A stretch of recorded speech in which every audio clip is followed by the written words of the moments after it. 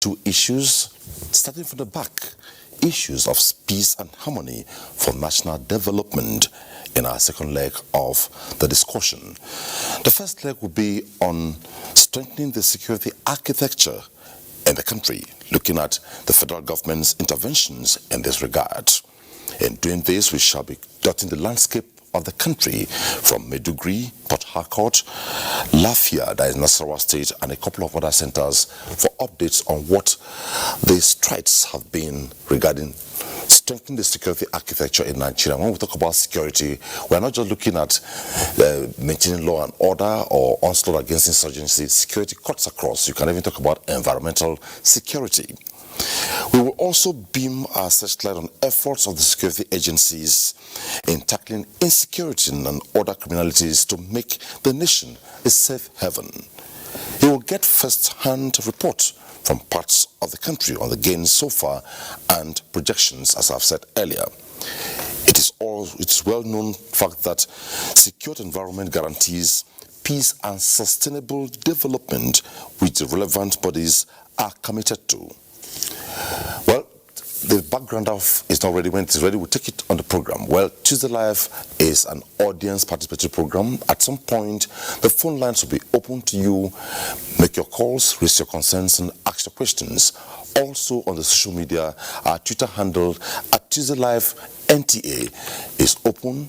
Send your questions, send your tweets to our handle, and our team of guests will address them.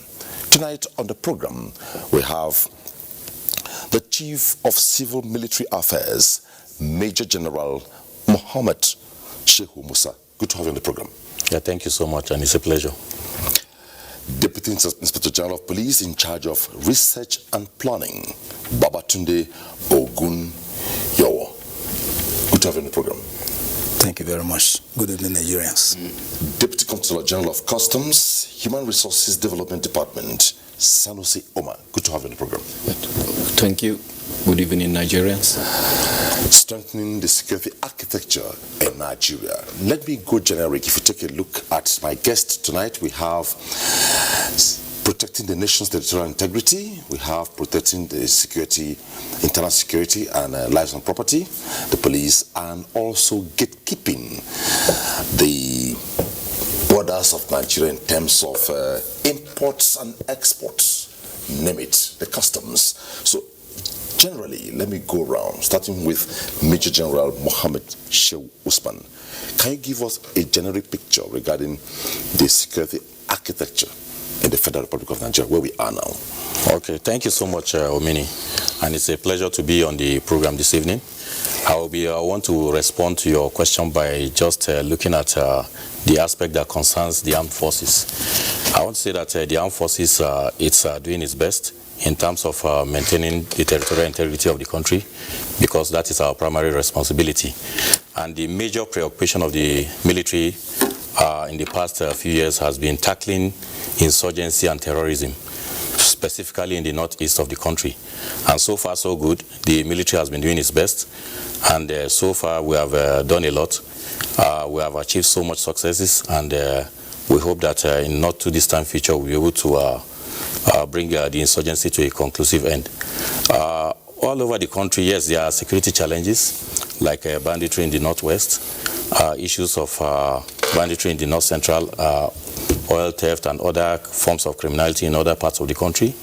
We are collaborating with other security agencies, especially the Nigeria Police and other security agencies, to ensure that we do our best and come in aid of civil authority and ensure that most of these issues of criminality are brought to a conclusive end. So it's still work in progress, and primarily we are concerned with external threats to the country, but of course, as part of our secondary roles, which is what we are doing mostly these days, we are coming in aid of the police and other security agencies to ensure that we tackle many of these threats to security. That's just the much I can say for now. Just quickly, just to clear the air. Okay. A couple of hours, a couple of days, we heard so much about the strides recorded in Yobe State, Damaturu. Okay. As much as we followed the trend, we heard so much, a lot of news, truth, fake, all that. What's the update regarding the the recent developments in Damaturu, Yobe State? Okay, thank you so much. Yes, there was reports of attack in Damaturu, Yobe State on 23rd. That's the first day. And what essentially happened was that the Boko Haram insurgents they tried to infiltrate into Damaturu. And based on intelligence and information we had, our troops were ready for them. And we tackled them headlong, and we dealt with them squarely. And the result of the encounter was that 31 of them were killed, including the commander, the person who led the operation, the insurgent that led the operation, one of their commanders. And we were able to destroy 3 of their gun trucks and recovered a large cache of ammunition and some of their weapons. So on our own side, we only had, it was a very successful operation because only 3 of our personnel were wounded, no casualty on the part of the civilians and the soldiers. So from the encounter, I can say that it was successfully repelled, and we gave them a very bloody nose. So the negative picture painted is the other way around, right? You know, usually when issues like this come up, the tendency is that you get a lot of information, rumors flying around, and if you are not patient enough to get information from the correct source, from the right source, you might be tempted to get fake news and information. So, but if you are patient and you get the correct information from us, and you actually get the true situation of what actually transpired. And that is essentially what is happening all over the theater. You know, the media sometimes, they tend to overblow some of these issues out of proportion. The first thing they tell you is that, oh, attack happened, so please, many killed. At the end of the day, by the time you go into the whole nitty-gritty of the whole situation, you discover that probably maybe 1 or 2 persons were killed, and the whole thing, maybe they have their own interest wanting to sell news or sell their papers, and we have our own interest in trying to ensure that we reduce fear and apprehension to the barest minimum, and ensure that panic is reduced to the barest minimum. And so most times when information filters out, you need to be very circumspect and be patient, and I'm sure you get the information from the correct source. And oftentimes they're always on the losing side, and we always have the upper hand. That's just the truth. Okay. Well, let me go to DIG Babatunde. A couple of days from today, the Nigeria Police Force played host to Mr. President from the Police Academy, and the following day, Mr. President commissioned a huge paraphernalia of security assets of the Nigeria Police Force. But some persons still view that all that appears a smokescreen. True or false? Well, that can be true. It's all an attempt to strengthen the security architecture. 628 cadets, second batch of our graduate students were passed out, and when you have new officers passed out, that means you are restricting your capacity. Then the other one on 28th, the president actually came to commission some vehicles, close to 200 of them, fitted with state-of-art equipments to do surveillance and to curtail riots where necessary. And they are all expected to be deployed during this Christmas and New Year.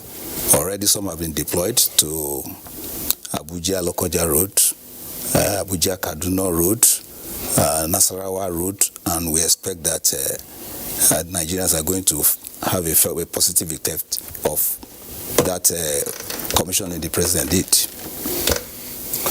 Okay, let me hold it there.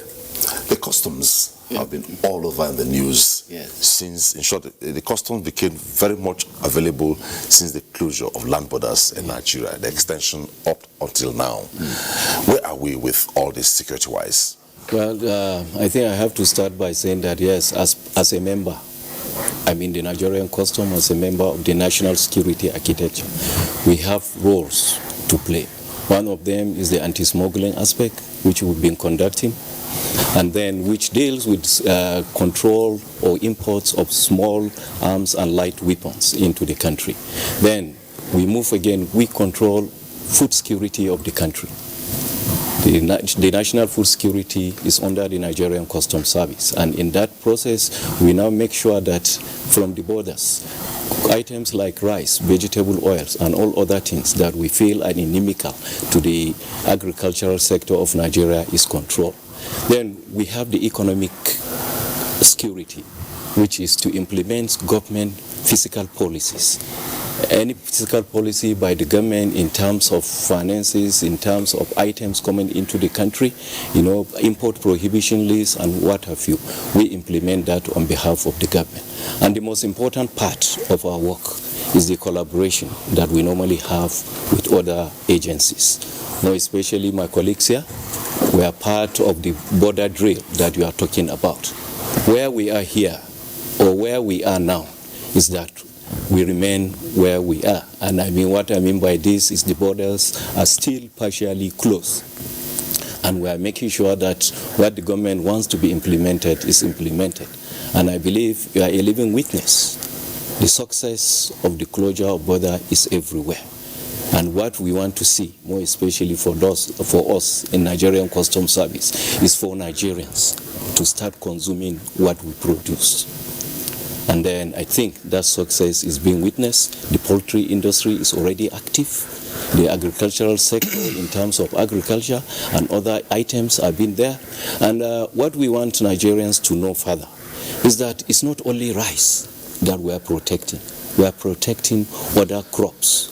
For instance, if where you protect rice, you are making sure that maize, gari, millet, guinea corn, yam, potatoes, whether sweet or Irish, they are all protected.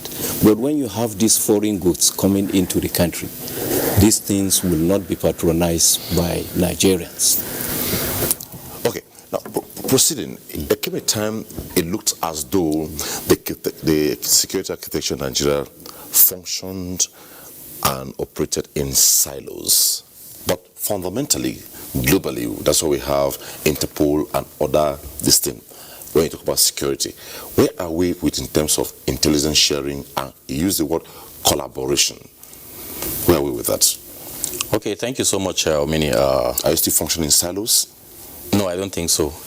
Let me just answer you this way. Statutorily, the Office of the National Security Advisor has the primary function of coordinating all security agencies in the country, including the military and other security agencies. So it's performs these functions by bringing these agencies together. And there are two bodies in the Office of the National Security Advisor's Office. You have the Joint Intelligence Board and Intelligence Community Committee Meeting, ICC. So using those two fora, it seeks to bring all the intelligence agencies and security agencies together, where intelligence is being shared, and anything that is happening within the military, other agencies get to know. Even within the police and other security agencies, we get to know. And it's a forum whereby we share intelligence and information. So my simple answer to you is that there's a lot of intelligence sharing, even though at that level it's done multilaterally. Within other agencies, yes, you can have bilateral sharing of information. So, but the Office of National Security is doing a lot. And also, apart from that, one of the entities that have come on board is the Intelligence Fusion Center, whereby if agencies have intelligence about, there's a center which comes to fuse that information together, and it is passed to the particular agency that is required to act on that particular intelligence. And this came about in the wake of the threats of terrorism and insurgency. So this Intelligence Fusion Center helps to synergize and ensure that we share intelligence. So sometimes I actually get surprised when this aspect of lack of intelligence sharing comes up. It's not true. We have sometimes the police or the DSS writing to the military, oh, we have so information, can you act on it? When we have such information, we also pass it to the other agency that is specific to. So that's just the way I can respond to you. So it doesn't function in silos the way we think it does. If you're just joining us tonight, our focus tonight is first leg, strengthening security architecture in Nigeria, and our second leg coming up later will be on issues of peace and harmony for national development in Nigeria, where the the character of Tuesday Live is we begin with a background report, and the backgrounder tonight was not ready at the beginning. Now the backgrounder is ready. It is put together by Francis Fong. Let's take a listen to it. Nigeria, like any other country in the world, has had its fair share of security challenges, such as insurgency, banditry, kidnapping, armed robbery, farmers and herders conflicts, and cultism. The Nigeria police, whose responsibility it is to protect lives and property, was also not without some challenges. When the Inspector General of Police Mohammed Adamu assumes duty on the 5th of April 2019, he immediately set up Operation Puff Adder as an operational intervention blueprint to stabilize the internal security space. Within the shortest possible time frame, the objective was achieved.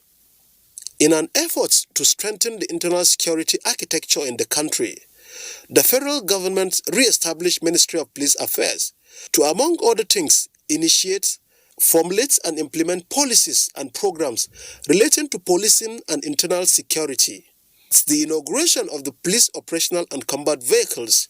The Inspector General of Police acknowledged that a well-equipped police force remains critical to the attainment of internal security objectives. Although police is the lead agency in internal security, the heightened insecurity problem in the country compels the military to be involved in the fight against insurgency. So far, so good.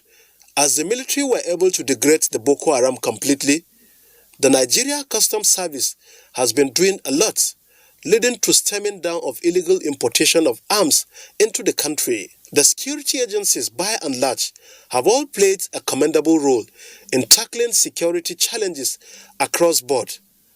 All what is required is committed public support.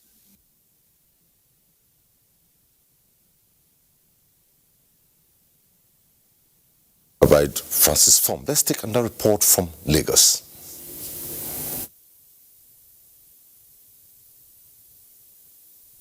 December 16, 2019 was only a few days ago, and residents of Pako and Surulere area of Lagos are yet to overcome the commotion that ensued in a clash between two rival court groups. Although the situation was put under control by the police, the clash lasted 2 days, leaving in its wake 2 people dead and property worth millions of naira destroyed.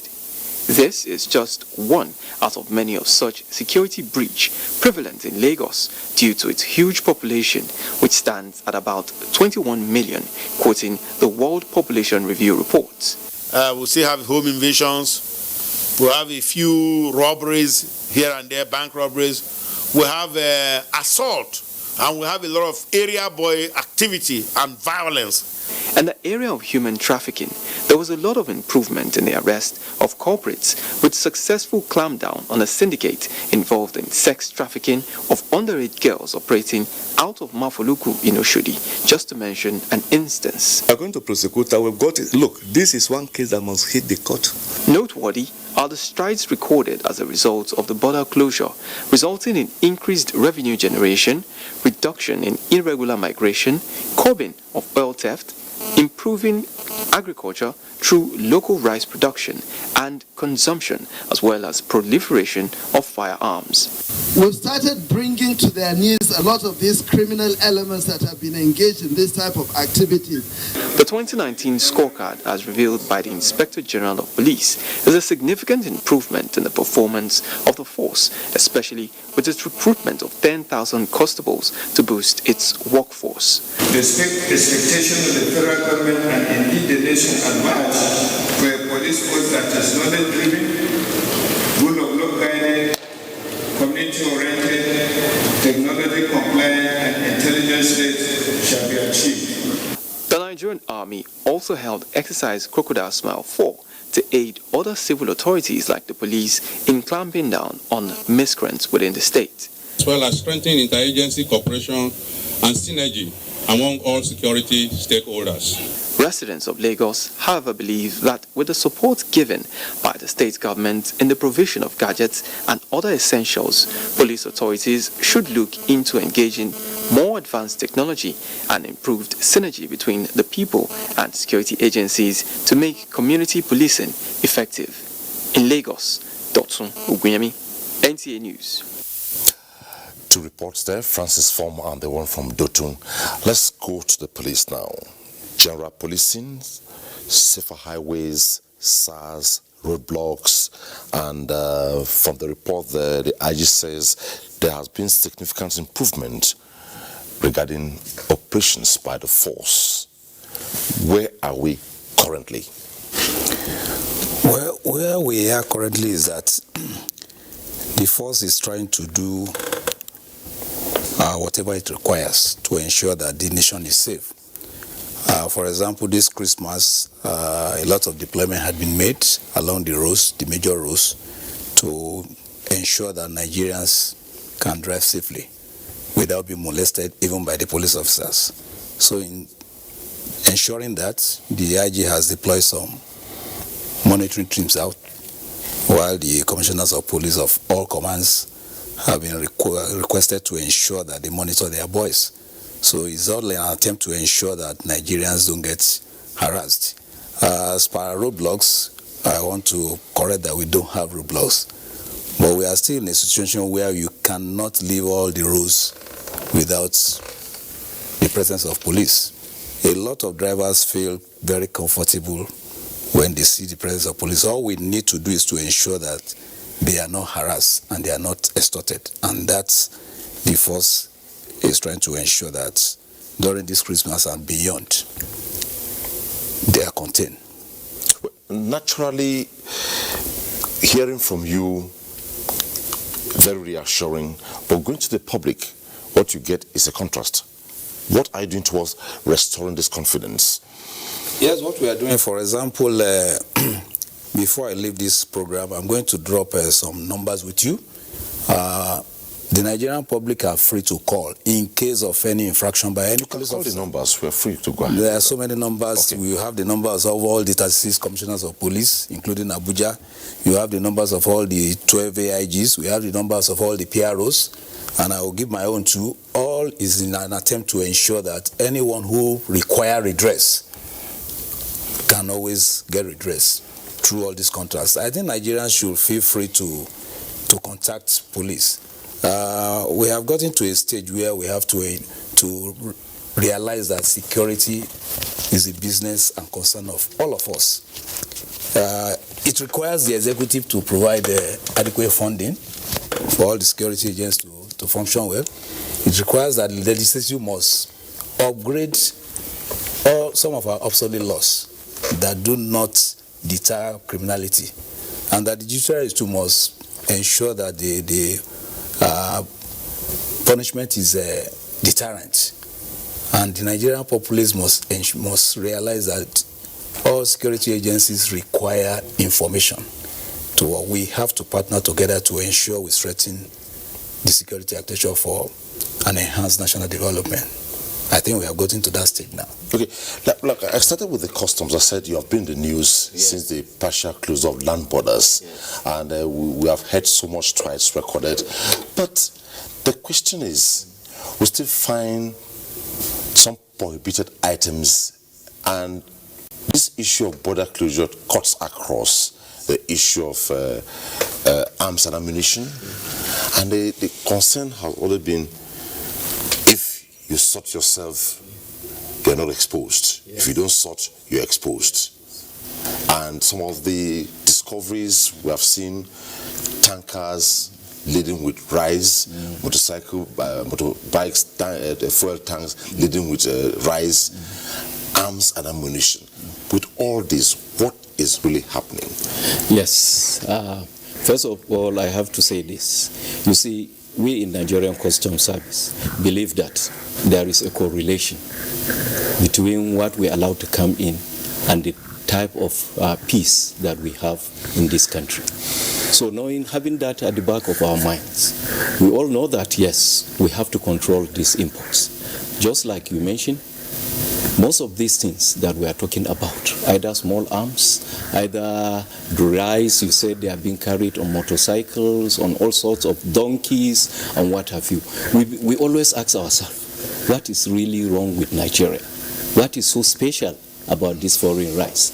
After all, these are mostly chemicalized rice. They are expired rice, given almost free of charge. That is why their prices are very low. But all we have to say is that when you look at the borders of Nigeria, we are talking of a border that is over 4,000 square meters. And then what is our strength? We are not up to a number that can occupy the whole size of this border. But we are trying our best. But what we are trying to achieve now is to leverage on technology. That is why we are cooperating with other security agencies, more especially the Air Force, through spatial, geospatial technology, where we can see real time in all the borders. And with the coming up of e-custom, which Mr. President has just approved, we are sure that we will be there. The drones are there. We are going to put them to use. And at the same time, we are training our officers. I have to confess that our relationship with other security agencies, more especially the Army, has been excellent. Last year, they trained 8,000 of our staff in weapons handling. And these are the numbers that we are using in this border drill. The police, we are working with them. And then the DSS, we are working very well with share intelligence. Just like my military colleague mentioned, the Office of the National Security Advisor is actually coordinating the border drill. So, by and large, we are talking of a situation whereby Nigerians should join hands with us. I can't just understand why a port called Cotonou in Republic of Benin is impacting on virtually almost 70 million Nigerians. If you look at the southwest position of Cotonou that moves from Lagos up to Ogun, Osun, you now move to Oyo, you now move to Niger, you move to Kebbi, you move to Sokoto. In fact, as getting to Gaidam in Yobe State, all these areas that we are talking about are feeling the impact of Cotonou Port, not Tinkan Port.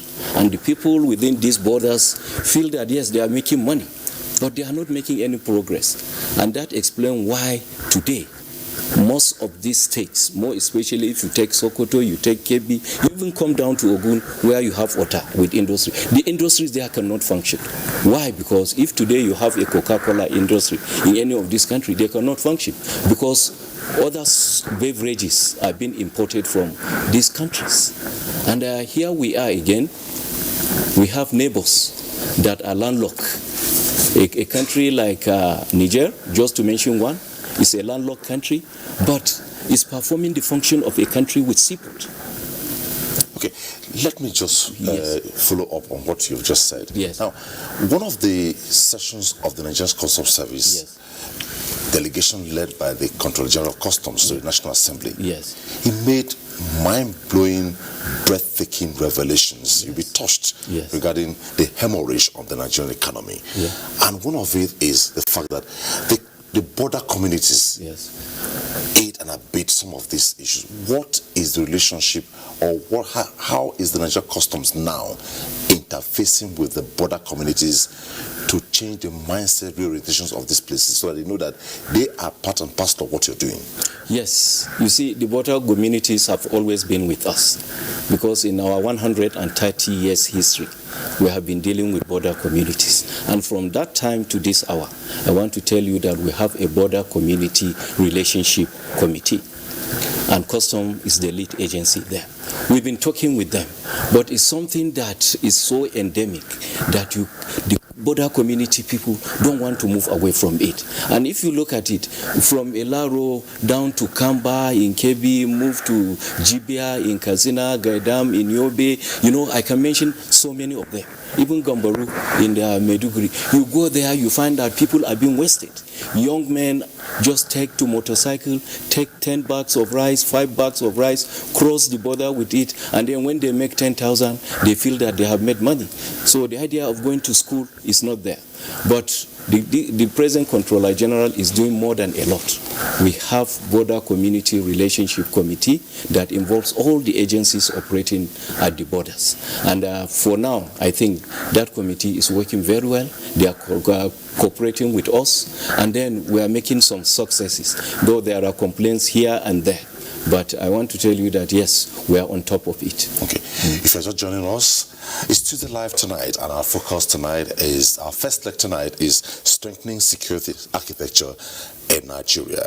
And you can join the conversation. Our phone lines are open, and our Twitter handle at Tuesday Live NTA. Send in your tweets, and we'll address them quickly. A couple of tweets are coming, and the first one, I'll pass them to Major General Mohammed Shehu Usman. First is from Abdul. How do we strengthen security in Nigeria without asking the questions, where is the main route used by these insurgents to come into Nigeria? It means we should put all necessary modalities in place, such as fencing our borders with other countries. The second one, so that you address, I think this one cuts across. Kudos to the security agencies for hitting the bandits and insurgents. But let's assess the strength and confidence of these criminal elements. Do they have international collaboration whereby they regroup and strike? Okay, thank you so much. The first one, I think, is more directed at the customs, because okay, we'll get to him. It's we'll address it. Okay. Abdul wanted to know how we can strengthen the security of the country by maybe fencing the border so that insurgents do not come in. But I just want to inform Abdul that if he knows the Boko Haram insurgents, they are mainly from Nigeria, they are really from within.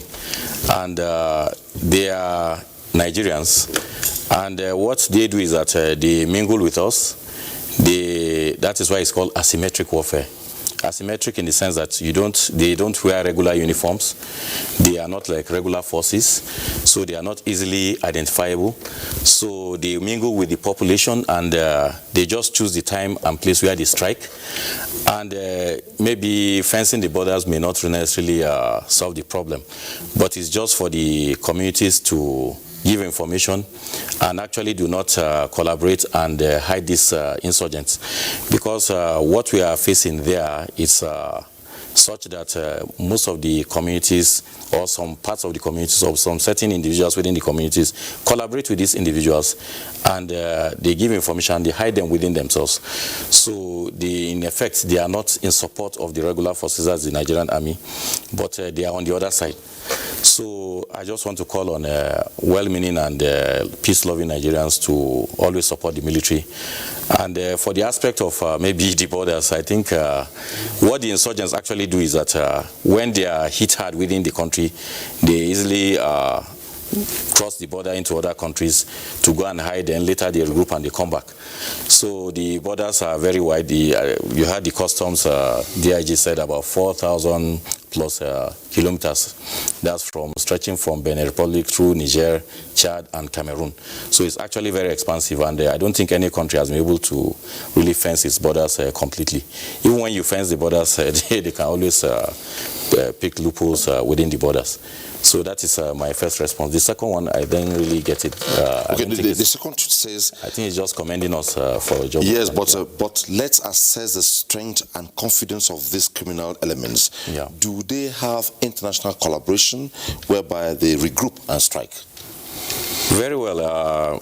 I will just tell you that for the mere fact that they are present within the country and across our common borders in Niger, Chad, and Cameroon, it shows that yes, there is some foreign support for the insurgents. And apart from, I'm not saying these countries are supporting them, what I'm just saying is that they enjoy some measure of foreign support, funding, and they get their arms from certain countries within the sub-region and even outside the region, like from Libya, from Mali, and even from Central African Republic. So that is actually the problem, because some of these dangerous weapons they are using against us are gotten from some of these conflict zones.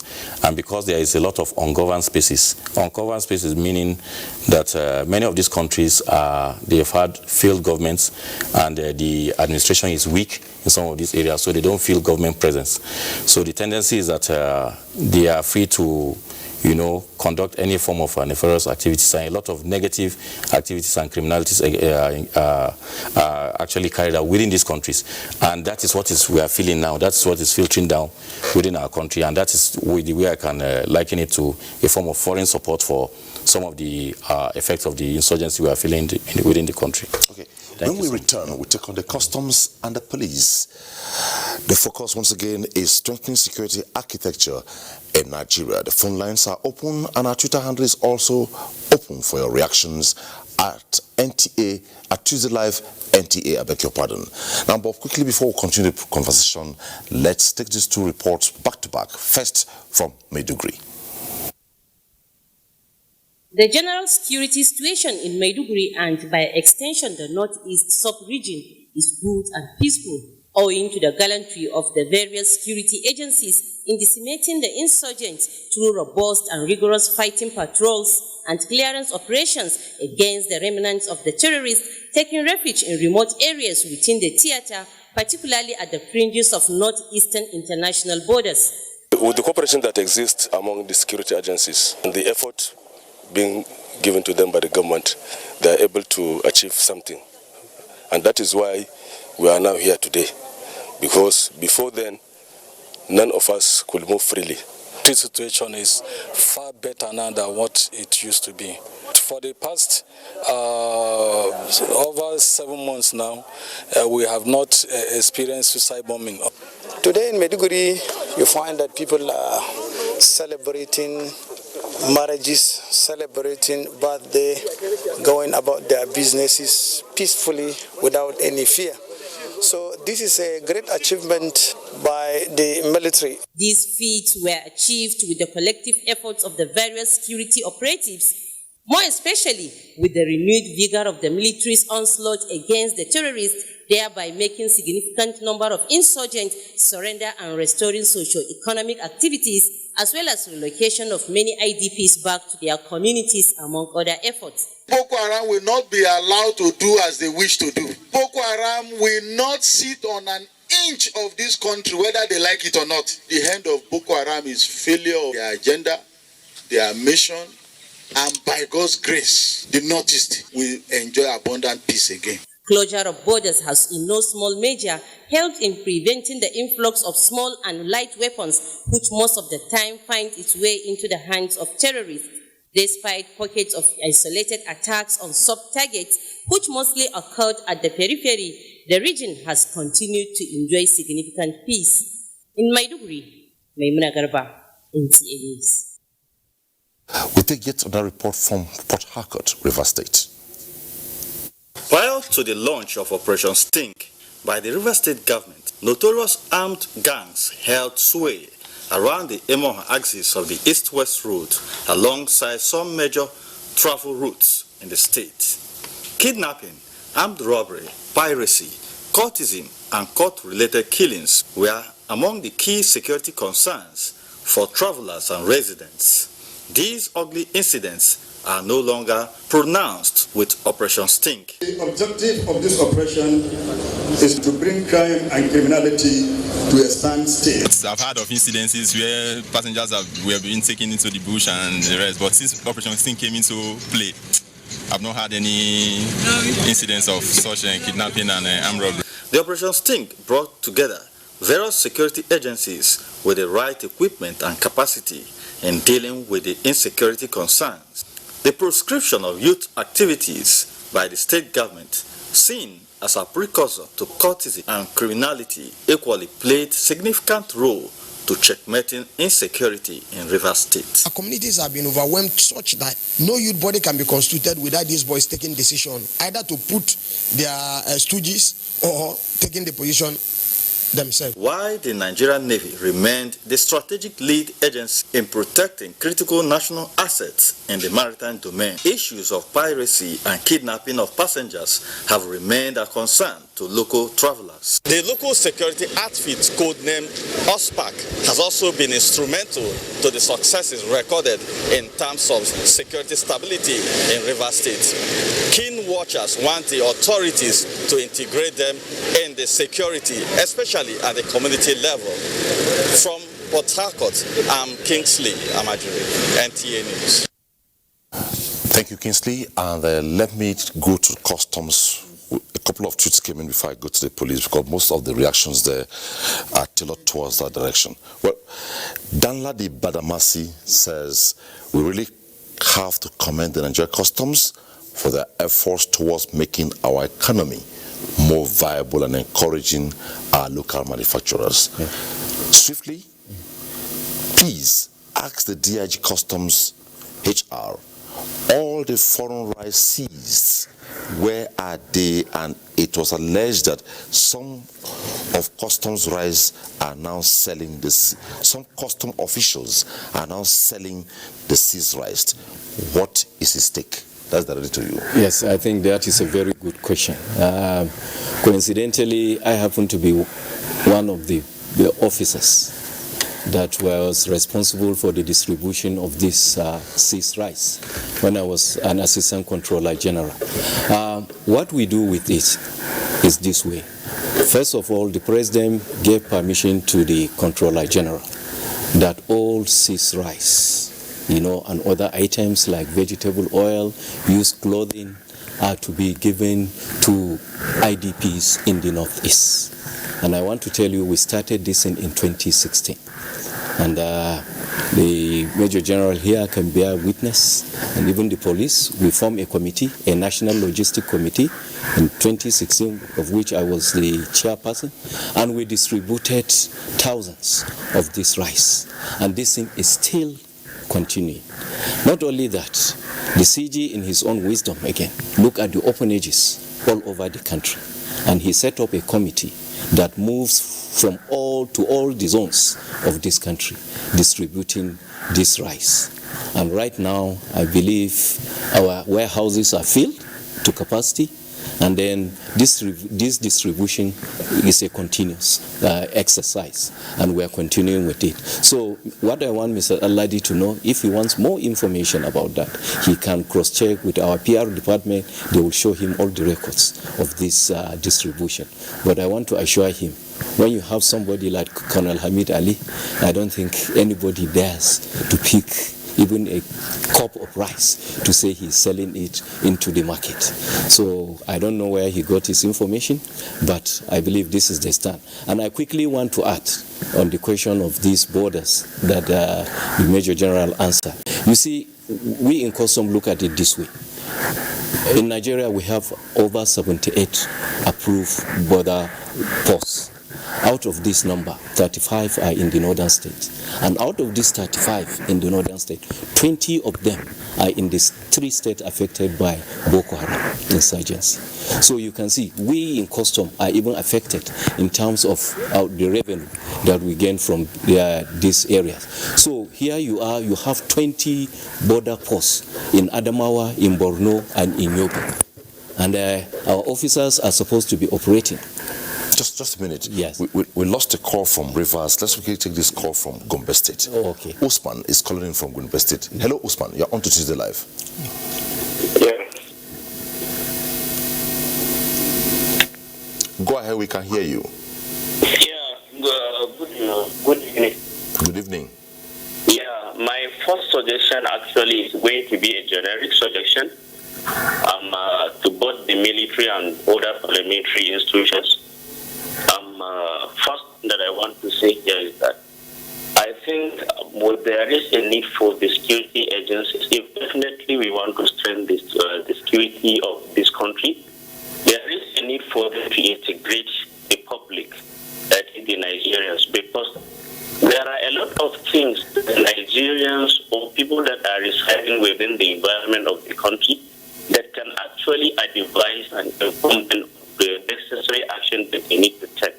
That is number one. Secondly, this suggestion actually goes to the custom officer or the representative of the custom that is here on your studio. Now, when the president gives directive that all goods that are coming to land borders shall be housed, for instance, the banning of the foreign rights, Now, I was thinking that the Nigerian custom actually have a research body within itself. Now, the essence of that research body is for them to look inward. Do we actually have the capacity to serve the needs of the Nigerians? If definitely we have, then we can actually comply with the directive of the president. But in a situation whereby we realize that we cannot actually, we cannot provide, we cannot cater for the need of the Nigerians. For instance, we know, is there any statistic or any quantifiable metric that can tell us that Nigerians can actually produce rice that they can feed themselves? That is one question that we need to ask all ourselves here. Now, if this thing is not there, then there is a need for the custom service to advise the government on the necessary action that they need to take. Now, for instance, let the government provide all the necessary input, for instance, for maybe for a period of a particular accounting period, maybe let's say 6 months or 1 year.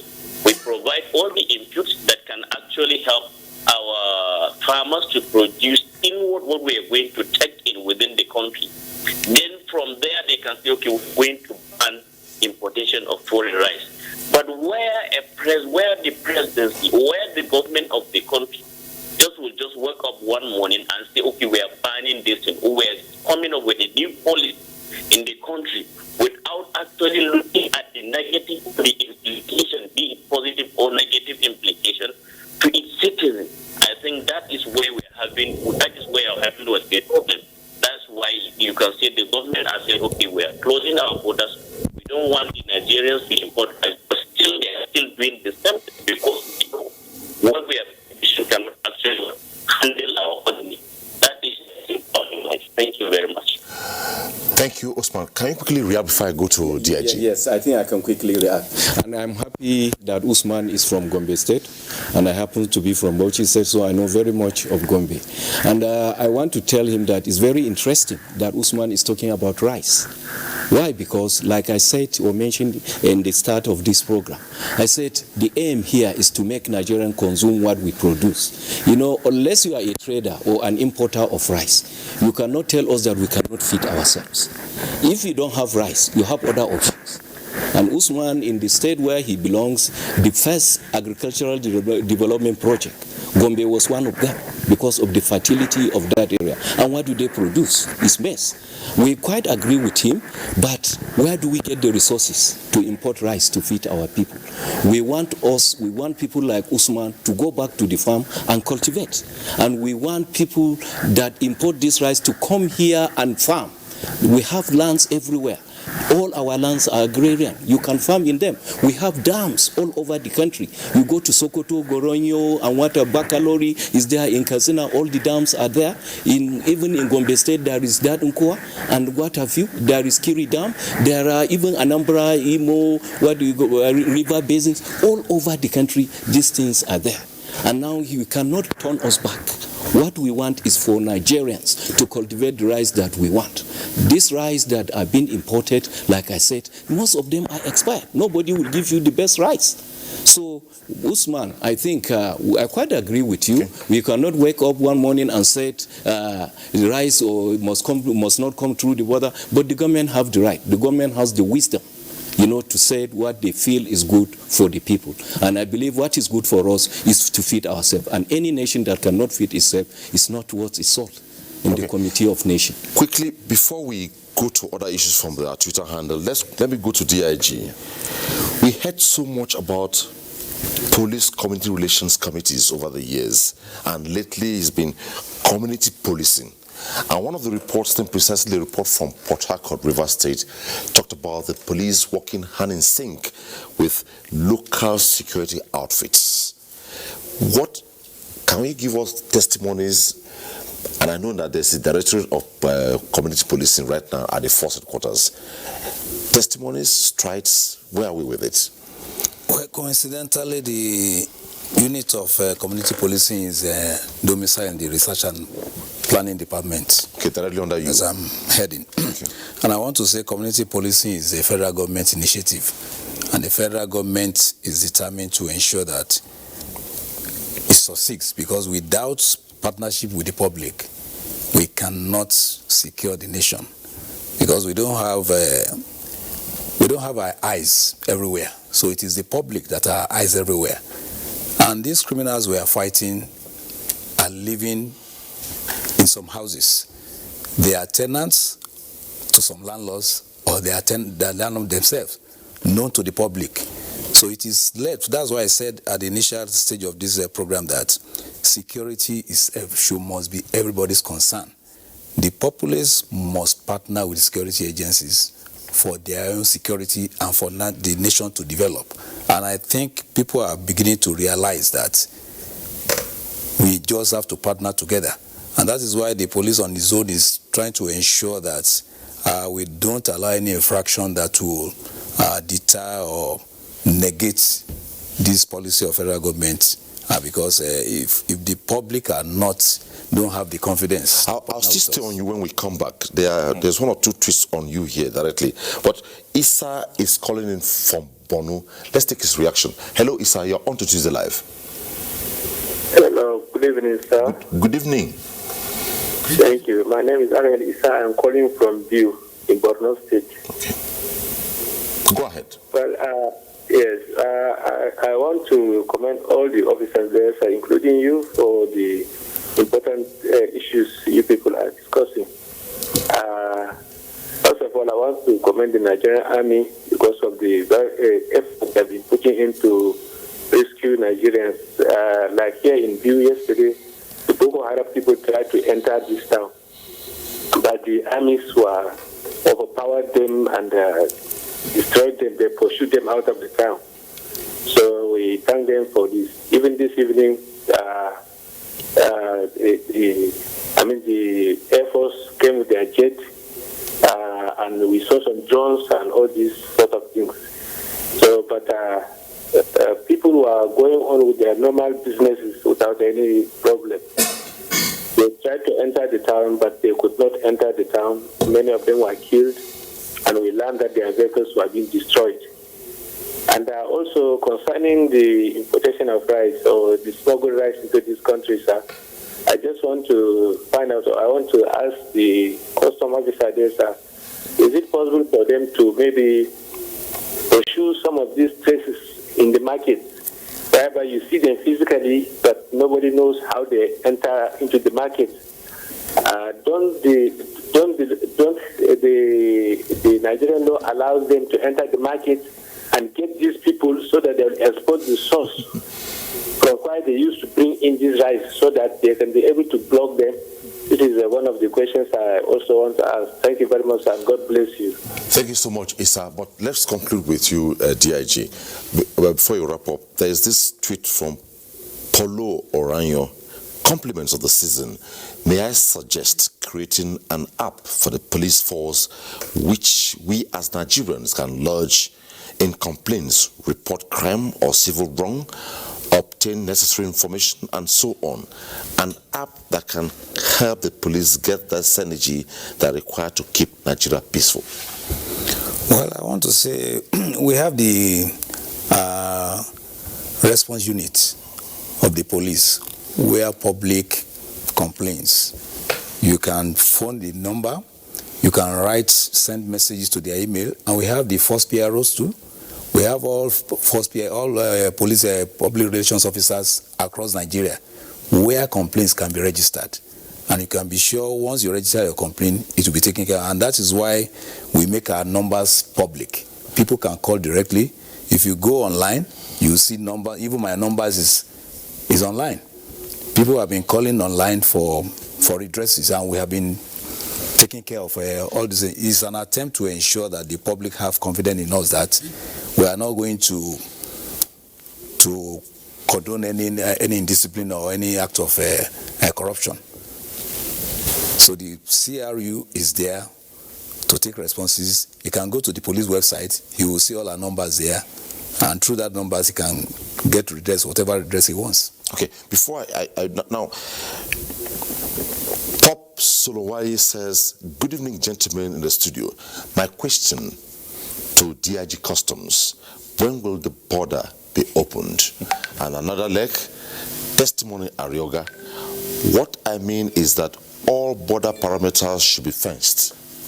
We can borrow a leaf from the United States. The barbed wire fence can be electrified. Not when we see our borders so porous, one can just cross into Nigeria without problems. Well, I think before I answer that one, let me go back to demand from bill. Yes, you talked about market rates. Market rates, yes. We under our laws, Section 147 of Custom and Excise Management Act gave us that power. And we have been raiding markets. So I don't know the particular market he's talking about. If he had mentioned the market, then we'll... What about shopping malls? Shop everywhere. We can go in there, and we have the powers. And we've been doing that quietly and silently. So for us, there is no... And we don't even need a warrant to do that. The laws gave us that power. What about people, for instance, who feel they are smart? Yes. Or they want to subvert the law? Yes. Maybe they hoard the rice, you want it, they sell it surreptitiously. If they are discovered, are they above the law? No, they are not. And we go into houses. It may surprise you. We go into houses to get this rice. And even vehicles, we do that. And of recent, I believe the noise or the name that we made for ourselves is mostly to do with vehicles in Lagos, in Kano, in Abuja. People who are saying, no, we don't have the powers, but we have that power to do that. So I believe if he can get in touch with custom as an informant, does that for us, I think he will be doing a very good service to Nigeria. So could you quickly react to the last two so I go to the Yes, you are talking about border opening. I think that is the prerequisite of Mr. President. I don't think anybody can say this is when it will be open. What about the suggestion about the barbed wire fence? Barbed wire fence, I could even give him an example of what the American president is trying to do. And he's having all challenges. If we have the resources, I think we can do that. Okay. We can not only barb the whole borders, we can even computerize it if we have the resources. So I think with the resources, we can do that. But the little we have, like I said initially, we are leveraging on technology to make sure that, yes, they are fenced, but technologically. And I believe we will achieve that if we have our e-custom in place. Okay, one angle most Nigerians are not aware of, they just feel the issue of the partial land border closure is all about rice.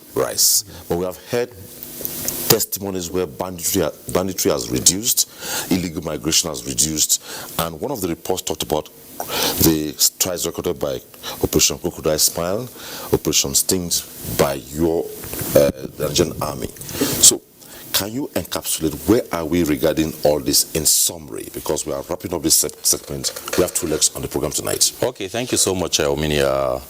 As regards what the Nigerian Army is doing and in terms and when you relate it to border closure, I can tell that usually towards the end of the year we undertake certain exercises and operations, and some of these are Ayamakwatuma, Crocodile Smile 4, Achilogodo, and also there are other subsidiary operations going on around the country, either in Daji and the like. So essentially what we are doing, and when you relate it to border closure, is that the border closure essentially curtails smuggling of small arms and light weapons, checks the movement of illegal aliens and migrants, and frustrates the movement of certain logistics and other items that are prohibited within the country. And this helps our operations. And the partial closure of the border, so far so good. It's helping to curtail some of these nefarious activities that are happening around our border communities. So I think for us, it's a welcome development, even though I know it's the prerogative of Mr. President to decide when the borders will be open. So I just want to also quickly chip in as to issue of fencing of the borders. You see, people have this wrong notion that when you fence the borders that nobody can come in, nobody. No. Even in the US or other countries where the borders are fenced or they are wide, you still have people tunneling down, you know, under these fences. And it happens even in the US where there are certain areas, difficult terrain, where you cannot even put anything there. Rivers, mountains, you can't put any structure there. So they leverage on technology, drones and other surveillance devices to monitor those areas. So people should not just sit down and think that by the time you fence or you demarcate the border away from that you cannot get in or you can. No, it doesn't work that way. So that is just my own humble submission. Thank you so much. Okay, let's take this call from Chima. Chima is calling in from Port Harcourt. And after Chima's call, we'll take one more report before we tie up this segment for the second leg of the program. Hello, Chima.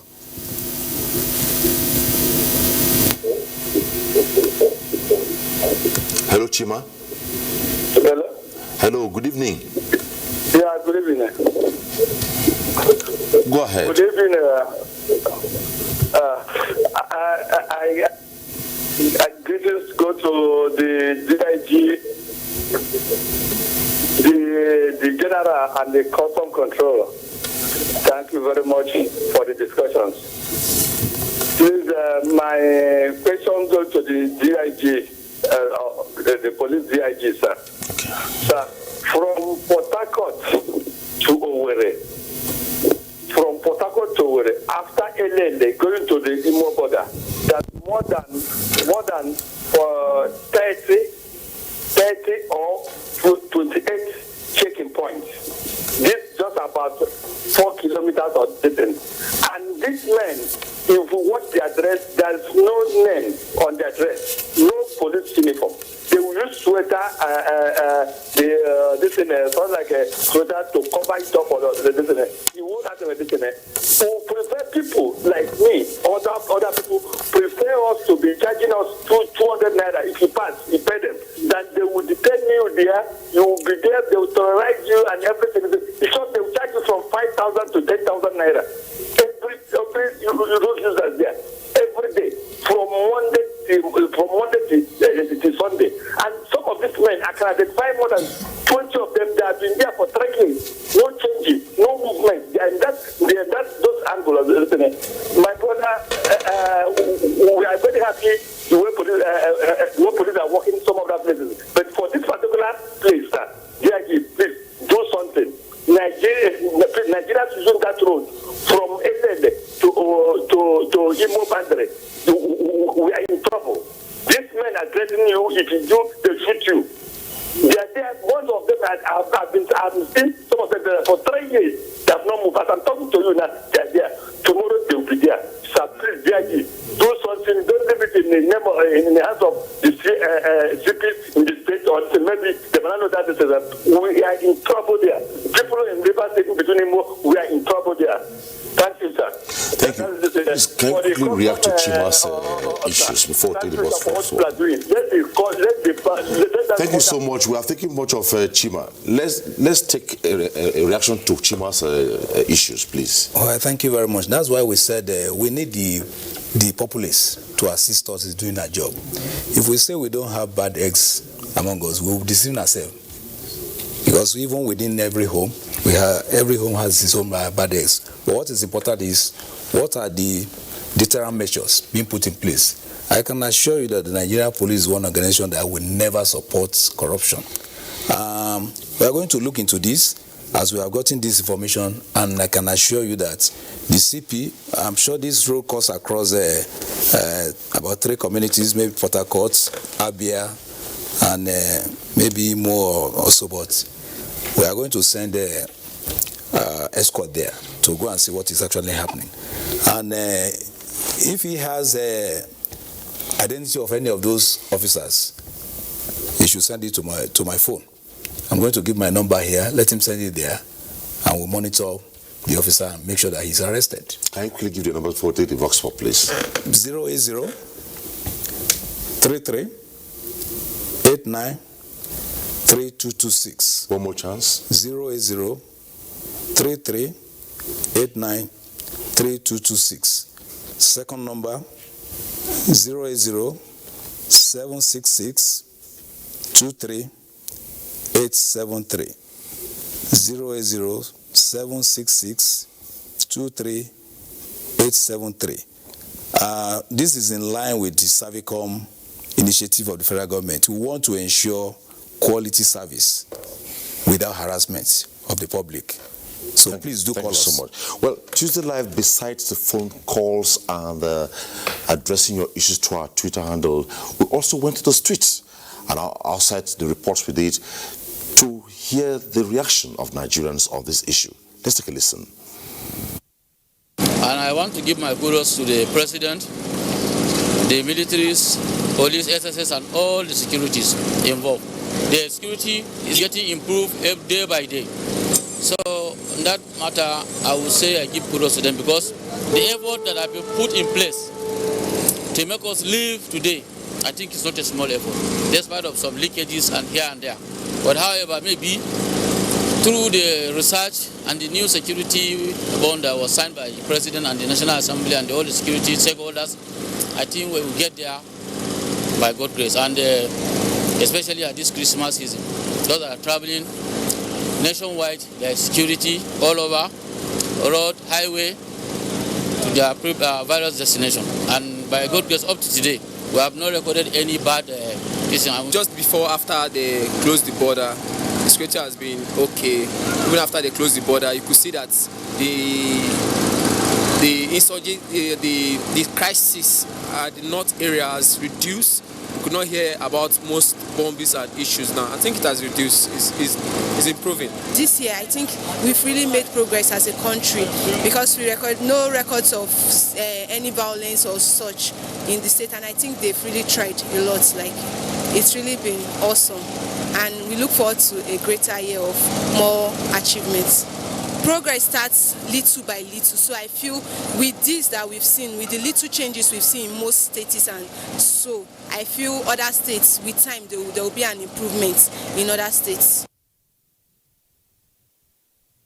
Well, that was a reaction by Nigerians, and I must say, at this juncture, we come to the end of this segment of Tuesday Live Tonight. We told you at the beginning, we have two legs on the program. The first leg has been strengthening the security architecture in Nigeria, and we must tell you a very big thank you for all your tweets, your phone calls, you raised your concerns, and they were addressed here. Okay, let me quickly thank Sanusi Omar, Deputy Controller General of Customs, in charge of Human Resources and Development Department. Thanks for being on the program. Thank you. And DIG, Deputy Inspector General of Police, in charge of Research and Planning, Babatunde Ogonyowo. Thank you so much. My pleasure. And Major General Mohammed Shehu Usman, Chief of Civil Military Affairs. It was good having you on the program. Thank you so much. It's my pleasure. When we return on the second leg of the program, we'll take a look at Christmas, peace, and national development. Stay with us.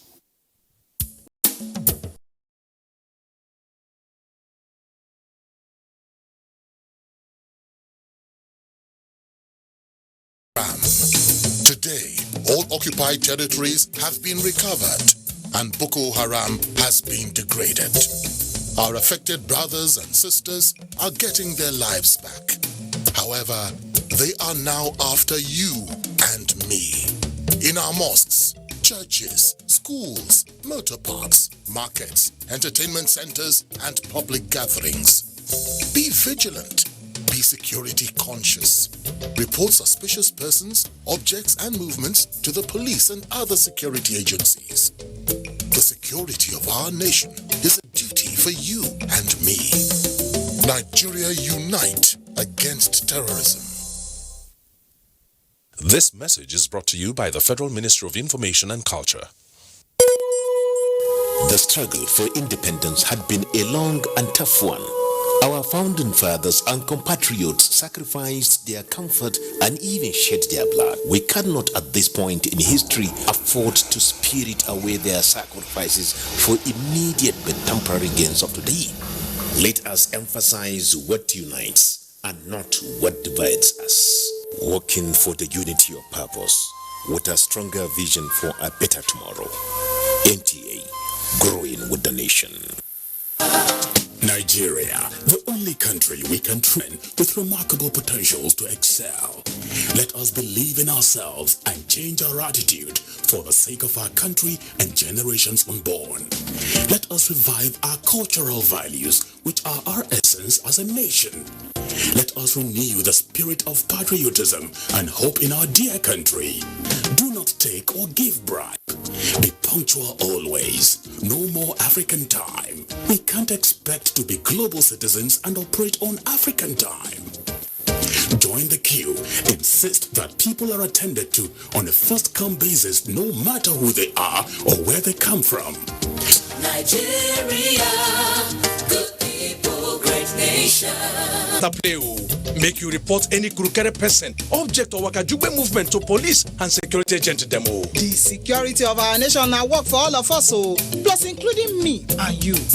Nigeria, make we unite against terrorism. Now, Federal Ministry of Information and Culture bring on this message.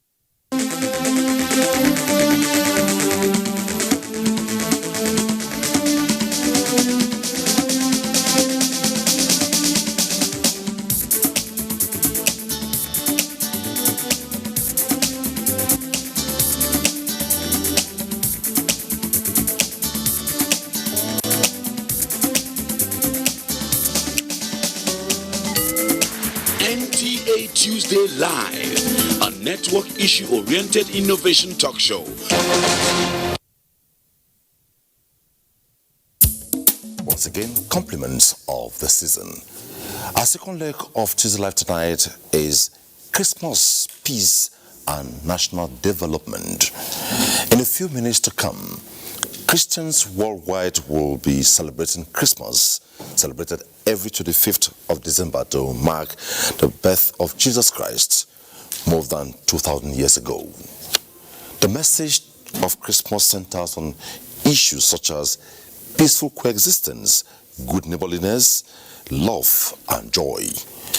How best to use the period in consolidating on peace and national development in the country. How well to address matters of hate speech, tribalism, and religious bigotry. What are religious leaders preaching on the pulpit, and how well do the followers understand the old saying that united we stand, divided we fall? Answers and more with those who should know. And quickly, my guest. Before I introduce my guest, our phone lines are open and our Twitter handle, which is at Tuesday Live NTA, is open, so you can raise your concerns based on the discussion and line of thought in the course of the program. My guest quickly on this segment, I have Reverend Israel Akonji, Chairman, Christian Association of Nigeria, North Central Zone. He is also the senior pastor, First Baptist Church, Garki, Area 11, Abuja. Welcome to the program. Thank you. Dr. Musa Olaofe, Chief Imam, Ansarudin Society of Nigeria, Wuse2 Abuja branch. Thanks for joining us. Thank you very much. He's also a lecturer at the University of Abuja. Well, quickly on the lips of most Christians the world over currently, you find testimonies of love, testimonies of oneness, and even the body language suggests what you simply hear, compliments of the season, and all this translates to Christmas. So quickly, without necessarily defining Christmas, from your perspective, can you encapsulate Christmas? Well, Christmas is a time of the celebration of the birth of Jesus Christ. Every year on the 25th of December, Christian faithful will come together to celebrate the birth of Christ. And for us, the birth of Christ is the highest expression of God's gift of love to mankind.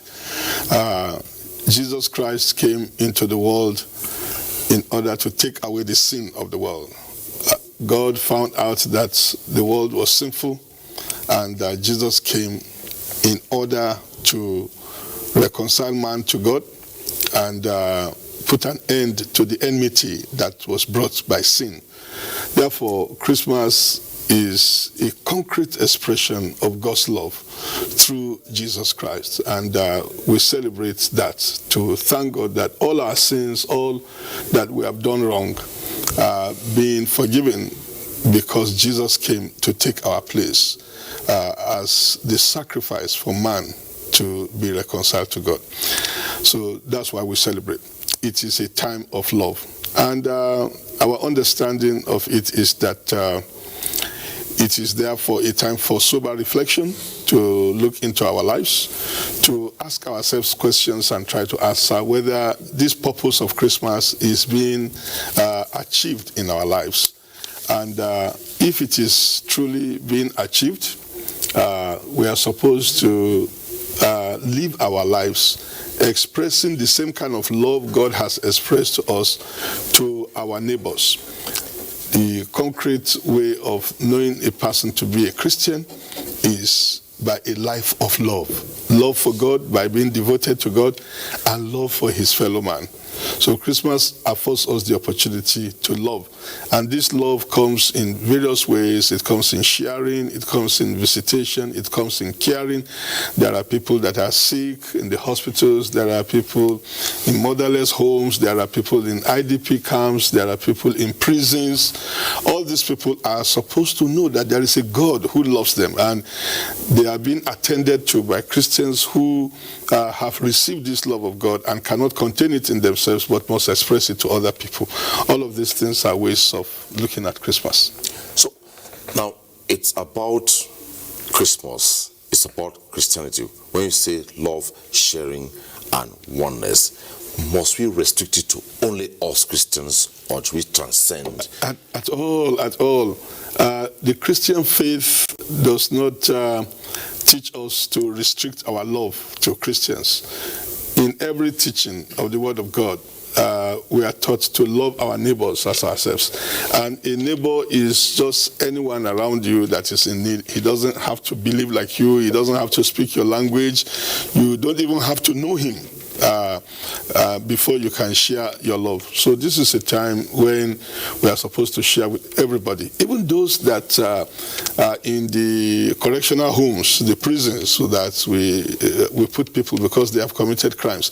We are supposed to go to them and let them know that there is a God in heaven that cares for them and loves them. And our brothers that are Muslims and people of other beliefs, yes, this is a time to share. What God will expect of us is that kind of love that reaches out to everybody, because God's love too is to everybody. God has no restriction in his love, and as we practice our faith, we are not supposed to have restriction in our love at all. And therefore it's a time to celebrate with all people. Okay, let's quickly take this call from Nwachuku. Nwachuku is calling in from Rivers State before we take on the next response. Hello, Nwachuku. Good evening, sir. Good evening. Merry Christmas. Same to you. Go ahead. Hello. Okay. Sorry, I don't know. I actually wanted to comment based on your first segment of the program. We are done with that. Just comment on this particular segment. All right. Okay. I think just to tell Nigerians that Christ is the reason. Hello. Go ahead. We are listening to you, Nwachuku. Okay. Okay, I just want to tell Nigerians that Christ is the reason for the season. And for everyone who wants to celebrate, I think we should celebrate wisely. But the only thing that baffles me during the Christmas period is just the fact that, it is the season of celebration, sharing and that. But then, things become so expensive during this period. While in other developed countries, at this point of the time, things become cheaper. They give all sorts of promo. Maybe you buy things at a cheaper rate. Sometimes you buy, they give you gifts. But here in Nigeria, the reverse is the case. Some people couldn't travel at the time, this period of the time, to see their loved ones in their various villages because the transport fare is high.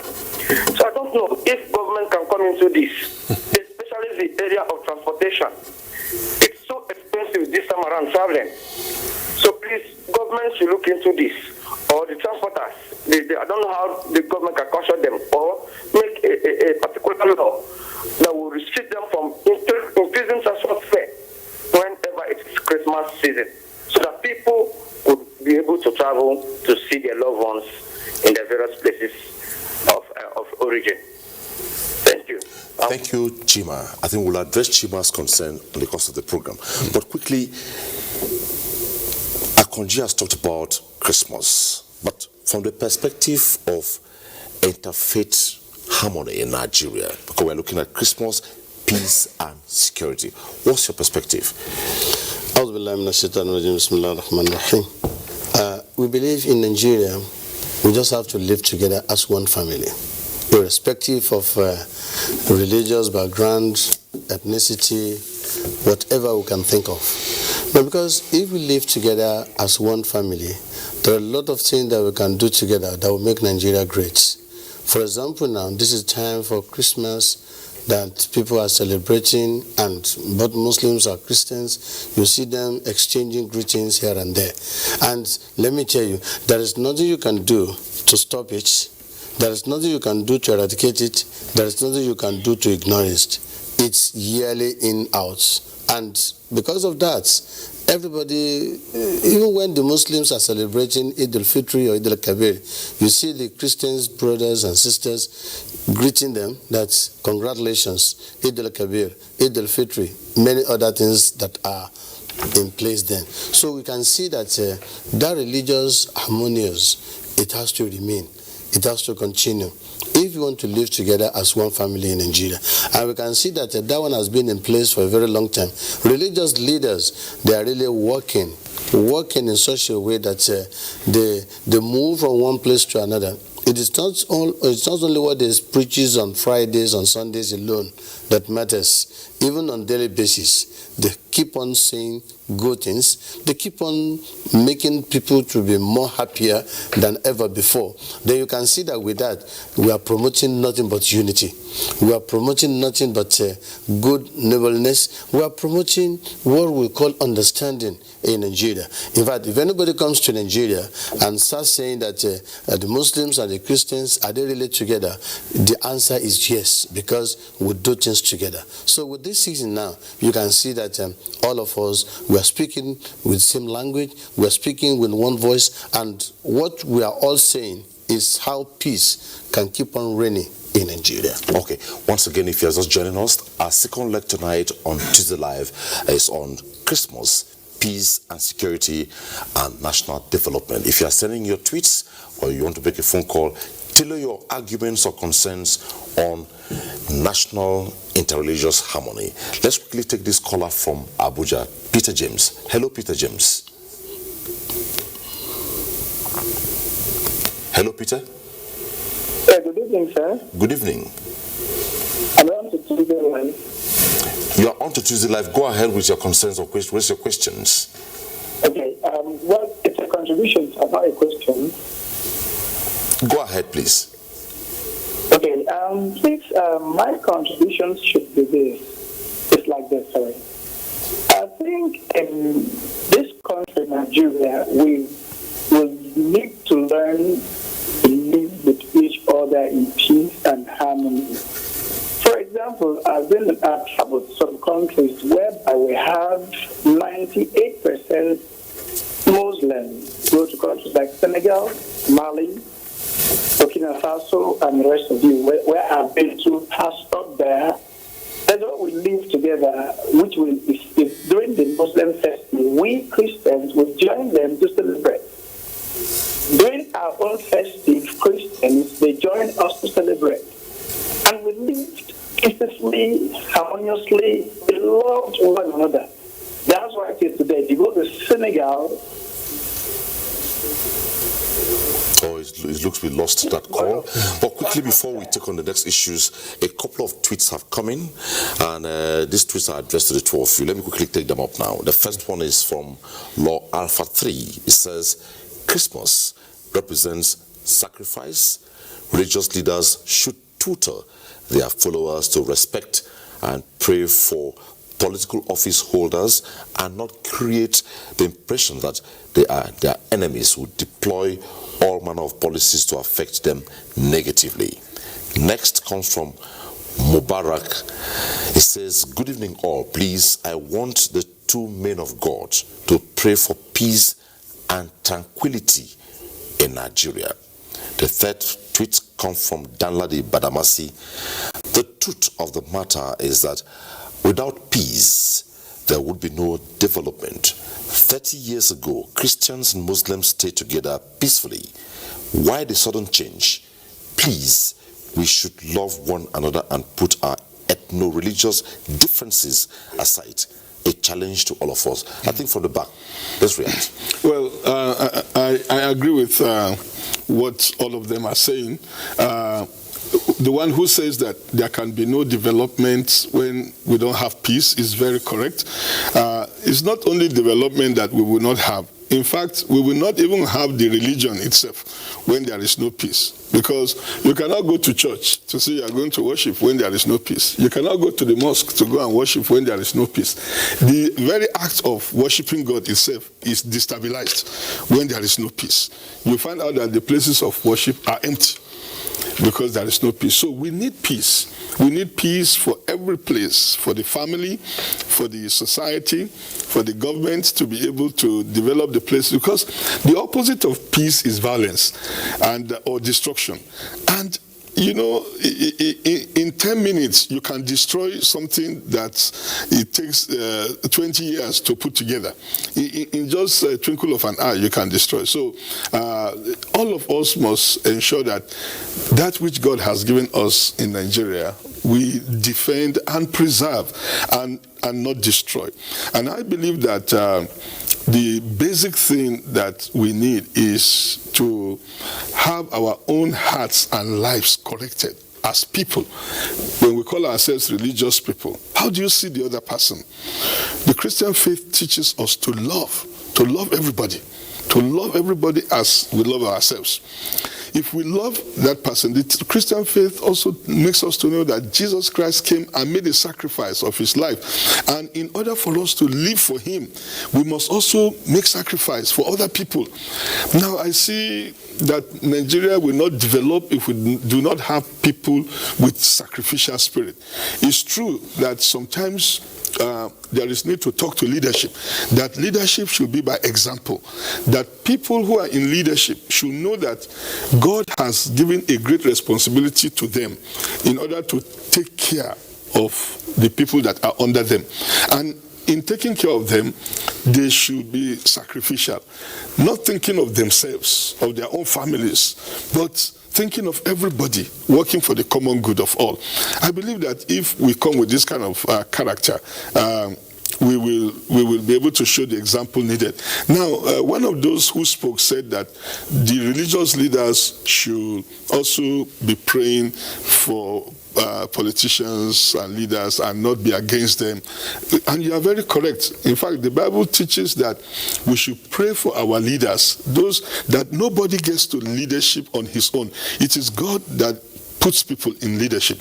And it is the duty of those of us who are followers to pray for our leaders, because the task in their hands are enormous. On their own, they cannot do it.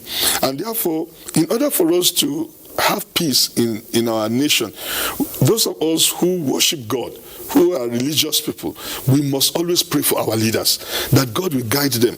The task is enormous. We must pray for our president, vice president, our governors, our senators, all of them, because it is by our collective effort that the nation will be built. We don't just fold our hands and say, let the leaders be building. We are part of the building. We have to cooperate with them, we have to obey them, and we have to pray for them. And if we do this, definitely we will be building the nation. And but love will help us to be able to live in peace with one another. And a sacrificial spirit, the kind of which Christ himself demonstrated by coming to sacrifice himself and give himself for us as mankind to be able to be reconciled with God and be able to live the fulfilled life that God has planned for us. We must also be sacrificial.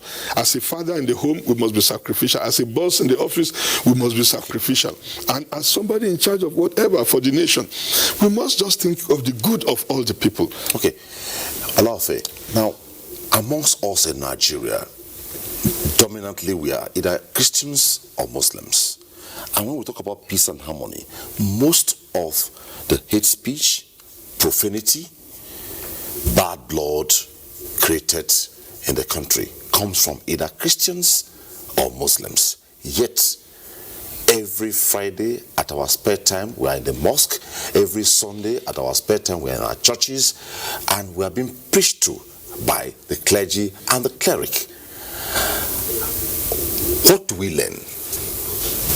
Because if you don't have the strength, it will affect composure of leadership. What's your take on this? You see, if you go back to the Holy Quran, it has been stated by Almighty Allah that we have people, they always say we believe. The Holy State people that we believe in God, we believe in the last day, but they don't have any belief. Then these are the people who always says we are deceiving Allah, we are deceiving the Prophet, we are deceiving the followers. Then Allah says, وَمَا يَخْدَعُونَ إِلَّا أَنفُسَهُمْ. They are not deceiving anybody, but they are deceiving themselves. But they perceive it not. Then you can see that every Fridays, the Imam will stand and preach. On Sundays, the pastors will stand and preach. See, let me tell you, paradise and hellfire is already there. Those who do good will go to paradise. Those who do bad, definitely they will go to hellfire, unless they change. Now, the preachings people are saying all the time is for you to take what you are missing. Because there are a lot of things that through the preachings, then many people have changed for better. So it is our duty to keep on saying it. It's not because that people are not listening. Many are even changing for better to next level of their life.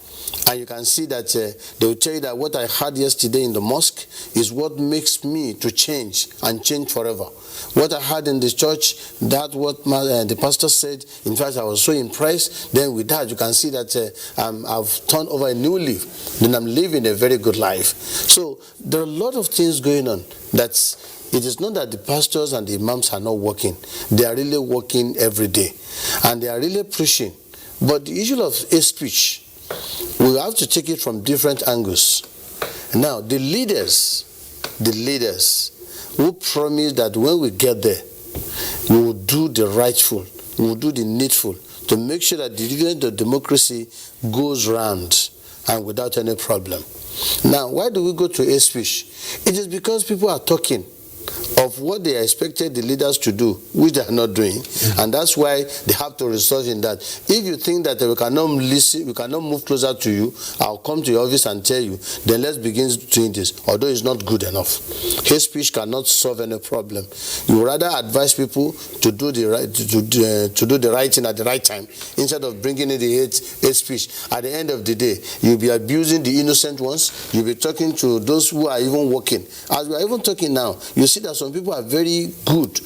These politicians, some are very nice. They go to their constituency, and then whatever money given to them, they will, people goes to IDP camps and listen to people there, their problems, and give them money, because out of the money given to them, they have to share it too. Some are doing well. Why some are not doing anything at all? Those who are not doing, when they see them, and they cannot move closer to them. Instead of them, they keep on bringing all this hate speech, which is not the best. But the only thing you can do, you can even move closer to somebody you know that is not doing well. Then you talk to him or her that, please, if you can change, people will be very happy. Because when you are campaigning, you came to us, you pleaded, you told us that you do the rightful, you do the needful, then we all voted for you. But what we are expecting instead of seeing this is for us to be very happy with whatever government you are running. So I want to appeal to every one of us. We should drop whatever hate speech. We should forget about it. We should not even abuse one another. Our leaders must be respected. We talk to them politely, we'll advise them, because God has already even stated in the Holy Quran, with the mercy of Allah on every one of you, be lenient with the people you are leading. Be lenient with them. Talk to them in a sweet language that they will listen to you and they will be very happy. Let me tell you, people don't need huge money, big money we are talking about. The little you give to them today, in the next 2 months, that good thing you have done to them, they will keep on remembering that one.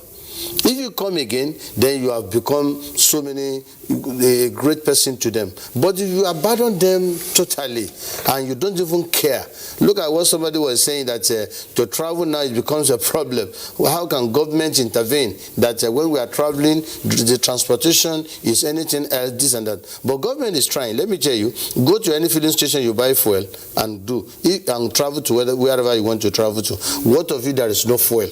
So that is the area you blame the government that they are not doing well. But they have done well to make sure that during this period, people buy fuel in their respective stations, and then they travel to where they are traveling to. The road safety, they are doing their best. The police too, they are doing their best. All the law enforcement agencies, they are on top of the situation to make sure that people get to their destination successfully. With that, we can see that when we continue doing this, not only in the Christmas or whatever festival we are doing, let's keep on doing it, and you see that the issue of hate speech will reduce drastically. If you're just joining us, you can be part of the conversation tonight by putting your call through or sending a tweet through our Twitter handle at Tuesday Live NTA. By our studio time, it's already past 12 midnight, and I must say, on behalf of all of us here from the top management, the Director General, the Executive Directors, the Directors, and all the operatives of the Nigerian Television Authority, we wish you a Merry Christmas from all of us. And I believe the cleric and the clergy will also wish Nigerians a Merry Christmas. We wish you a Merry Christmas, a Christmas full of love, full of celebration with other people. Remember, Jesus came that our sins might be forgiven. This is a time to forgive those who have offended you.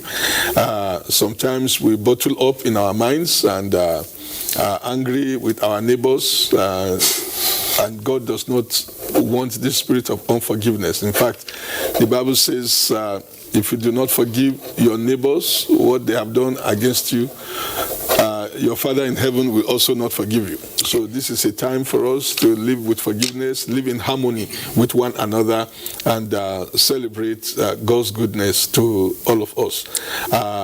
On the hate speech thing, again... We'll get to that. Let me quickly take this caller from Kaduna. Adejo is calling in from Kaduna. Hello, Adejo. Hello, good evening, sir. Good evening. Merry Christmas. Thank you, sir. Thank you. Go ahead. Yeah, good evening, sir. We can hear you. Go ahead. Okay, I'm expecting myself to speak with you on this tweet. Good evening, sir. We can hear you. Go ahead, please. Okay. I want to salute the men of God on the stage. I want to salute the men of God on the stage. Please, just go ahead. Make your input. Raise your concerns. Okay. I'm very happy now to see them speaking with people on the stage.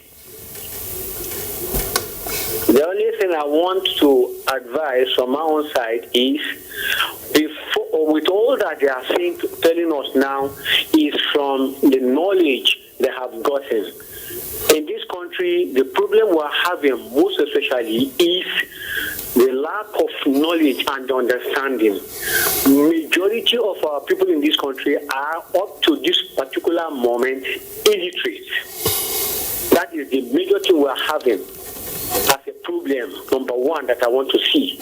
So they should also try to penetrate the government of this country to please, the problem of education that is dwindling should be something that has to be addressed again. Thank you so much. But quickly, I think that's the much we can take on that call out. Now, we have this tweet from Aminu Ismail, and I leave that to the two of you. Nigerians are getting it right this time around. The sudden change of attitude by Nigerians from religious intolerance towards a stronghold unity, harmony, and love is something worthy of commendation. I really appreciate our spiritual leaders so much for preaching peace. Thank you very much. And could you also relate to your reaction to what he raised? It looks maybe pedestrian, but if you look at it, he has some points there. Lack of knowledge and understanding. Well, it depends on the angle you look at it. There are various angles to it. That's what I want to say. There is the need for education to go around. There are so many people walking around the streets, hulking without education. We need to care for them. There are many children begging about, we need to care for them. That's one kind of education, which I believe that the government is doing a lot about, but probably needs to do more.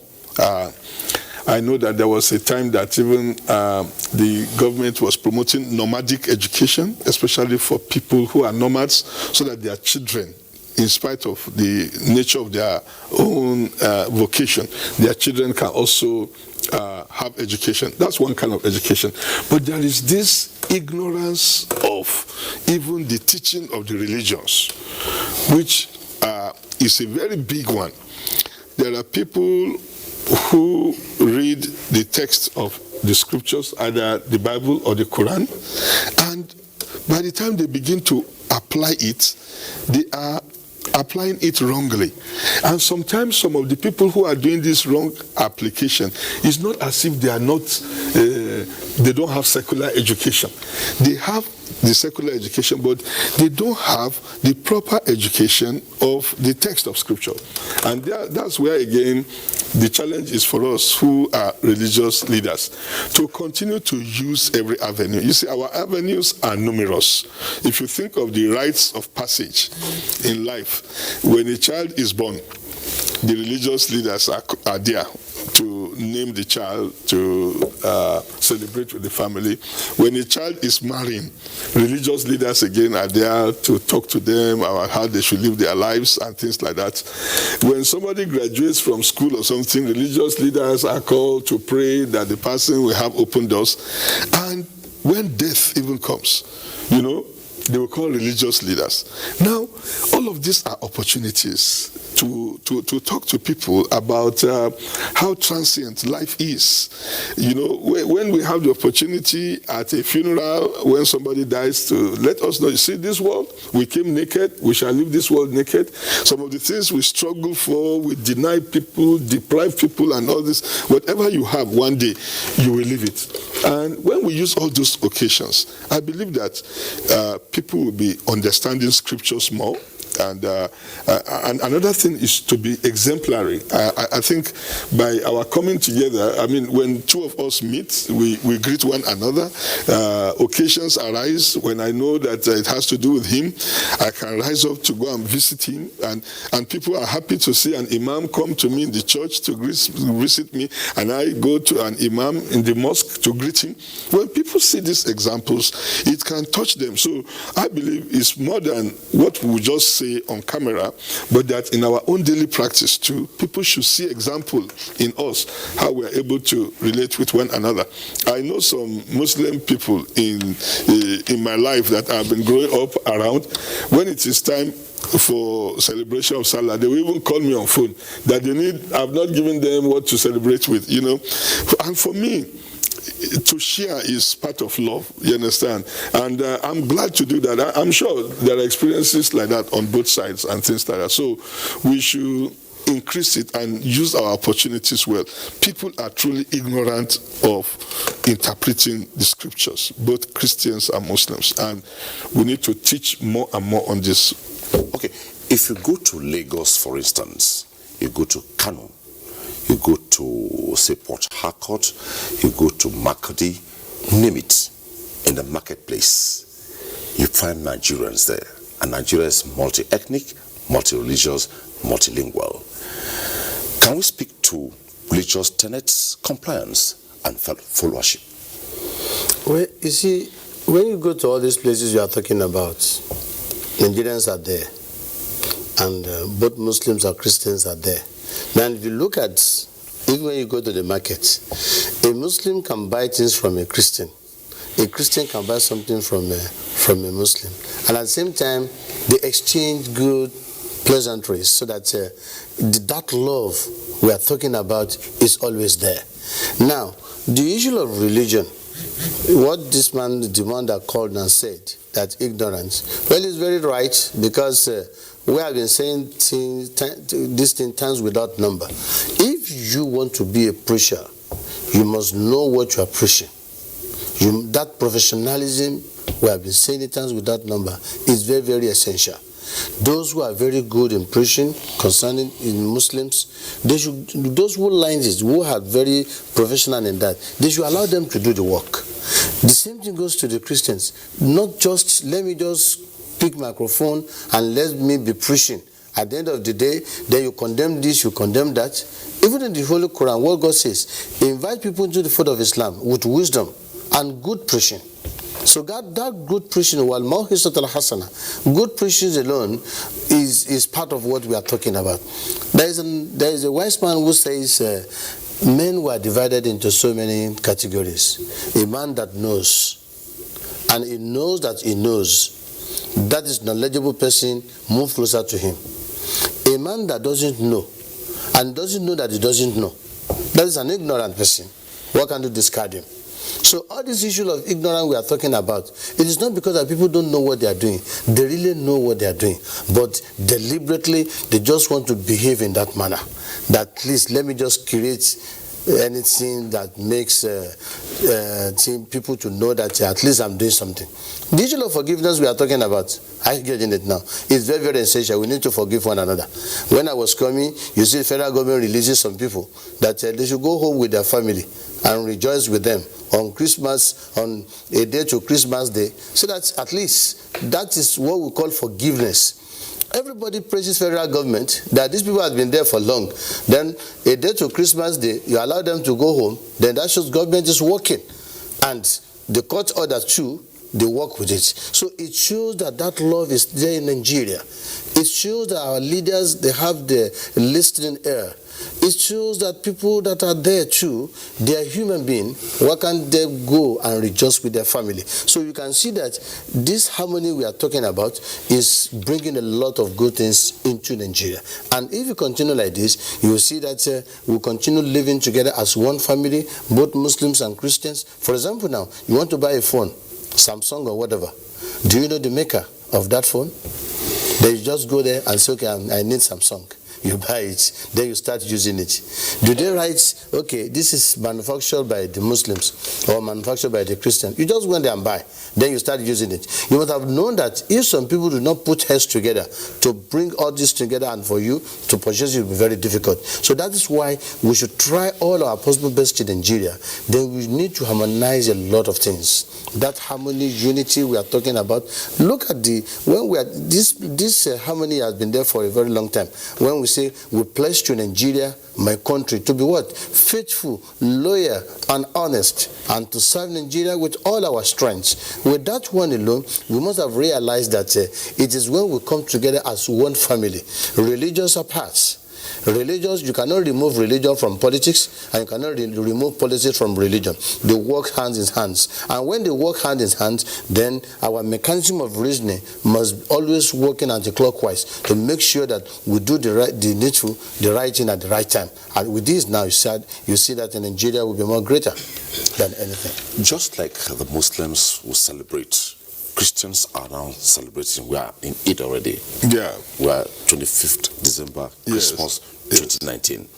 Now, so many preparations, arrangements, travelings, and a lot of governmental structures are put in place, structures to ensure that there's a peaceful and harmonious celebration. Yeah. But at the end of the day, we look up to this day, yet by the end of today, we hear so much of people who celebrated off track. How best can we celebrate this day without causing any interreligious disharmony and having this hook, line, and sinker peacefully? Yeah.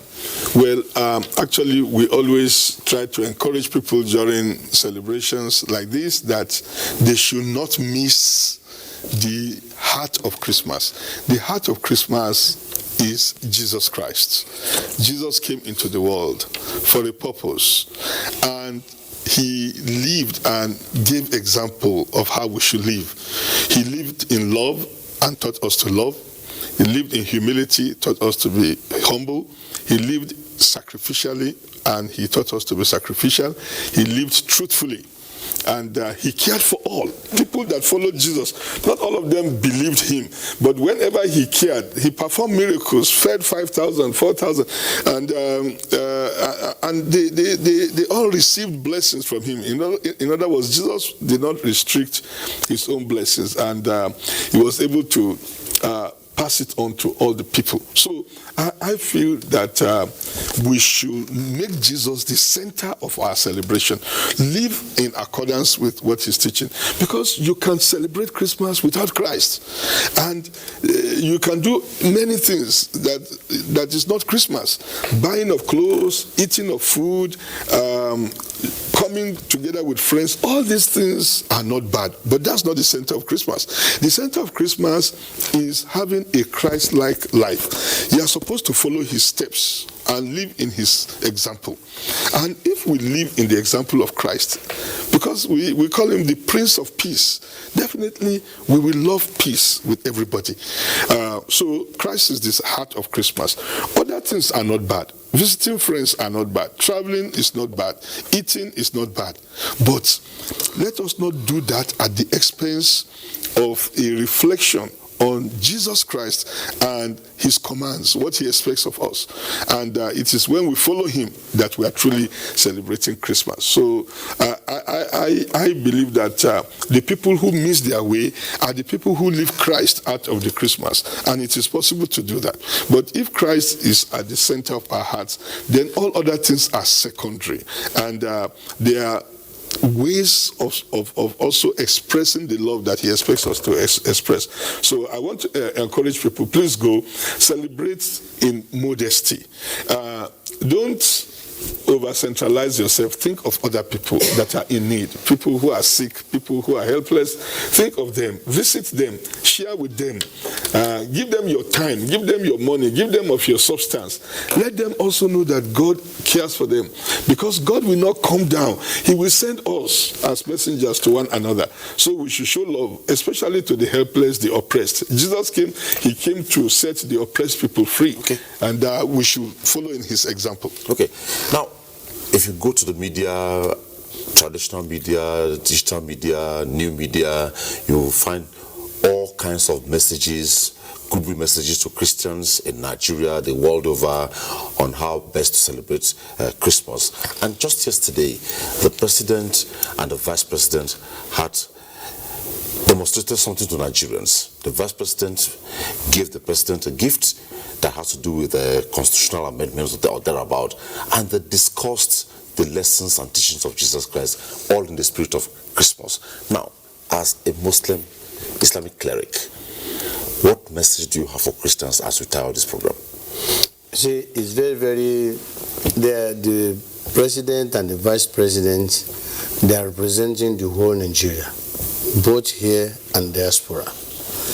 What they are doing or what they did is very correct, because it is not only the Muslim that voted for Mr. President and the Vice President. Both Muslims and the Christians voted for them. So they are representing the whole religion. So they must do what they did, and they should keep on doing it, because what they preach is, they told us that there should be no religious bigotry, there should be no crisis of interfaith whatsoever. So they have done really well. And you can see that even during the Eid al-Fitr, they'll still come and do the same to Mr. President. So that shows that unity is already there with them. And that is what other Christians should do to their fellow Christian brothers during this Christmas and the New Year to come. They should show that love to one another. It is not only preaching alone. Even when you visit somebody who is sick and you pray for that person. For example, now tomorrow you go to some hospitals, you see some people that are lying down there thinking that they will go home. But they need you.